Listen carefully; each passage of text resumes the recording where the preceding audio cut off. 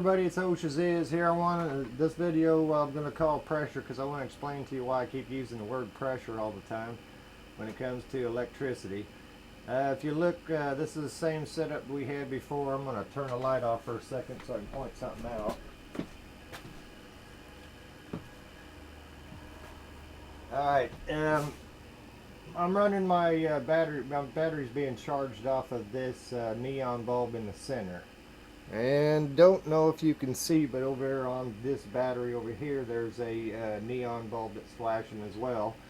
That's connected across the terminals of the batteries. So let me turn my light back on. Alright, so basically I got about 11.9 volts left in this battery because I'm not charging anything on it. And you can see because I have that battery over there running off of this neon bulb that my voltage is around about 4.8 volts right here. And I got 16 volts on the battery that's being charged. And so with that said, if you get one of these LEDs that's got the nifty little arrow on it, alright, not LEDs, I did it again. One of these diodes, it has the nifty little arrow going that way. Basically, this came off of, oh doggone it, a microwave oven AC capacitor. And you run that arrow towards the positive side of your capacitor.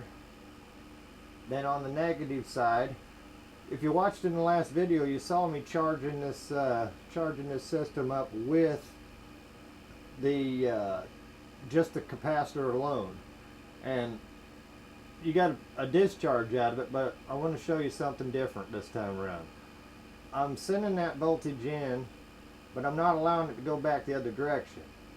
So what I want you to watch is this voltmeter, that voltmeter, and watch what happens when I charge this up this way. And voltage is going up to 27 there, 27 over there, still at 11.9 on my input. Now, this is what I wanted you to see. Alright, let's do that again.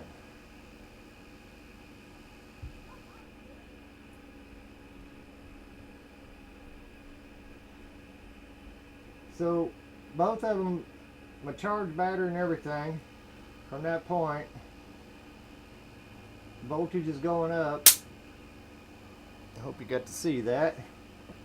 Now I'm going to take it over on the battery side and I'm going to do exactly the same thing. Watch my voltage there. Notice that this side over here did not go up.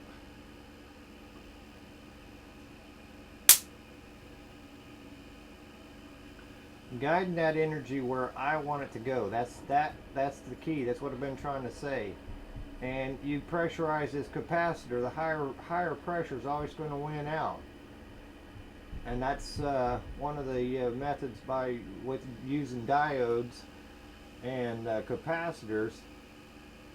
You can keep something from feeding back on itself, but you can pressurize that capacitor to its fullest extent.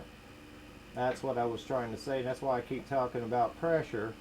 The higher pressure is always going to win out. So if I put this direct on that over there without this diode, then once the pressure in this gets higher than this system right here, it will begin to shut down the motor.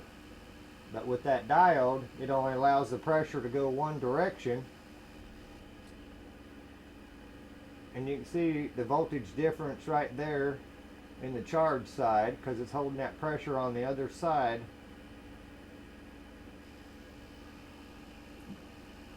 And you can definitely see, if you go back and look at the other video, a difference in how much pressure was actually stored in this as opposed to just doing it directly. Now watch on this side, when I put the pressure on this side, you saw that voltage was lower. Now watch on this side.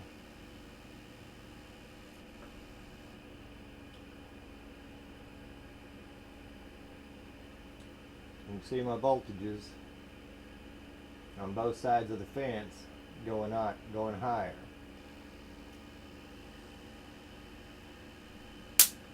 See, this diode will allow some pressure to go back the other direction.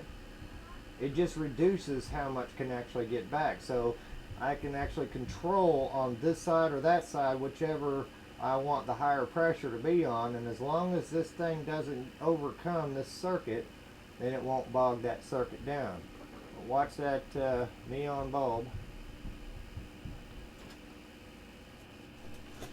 If you need help with something, then come out here. Okay, give me a moment.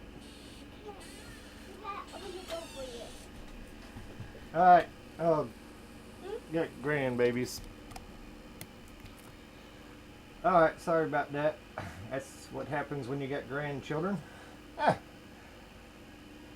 Alright, so like I said, if you watch the voltages on this side, it's on at 4.8 on this side, 16 on that. Some of the voltage can make it back through the diode, but not enough to cause any problems. And I'm still able to charge the deal. Now putting it on this side over here, guiding the pressure where I want it to go. Notice that that side ain't going to come up, but that side is.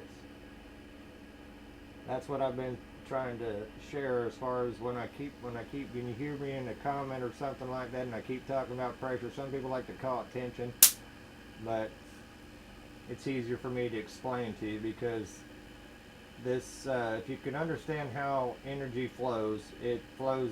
If you can understand the way plumbing works, as like the big pipe with a lot of current or volume, and the smaller pipe for a lot of pressure.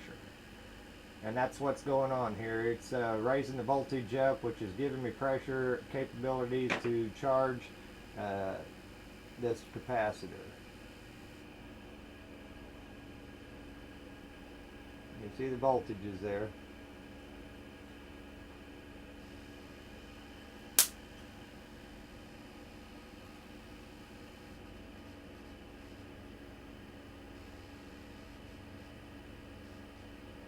Hold it steady. Alright, so anyway, I just want to share that with you. That's why I keep talking about pressure when I'm talking about electricity. And it works just like water does.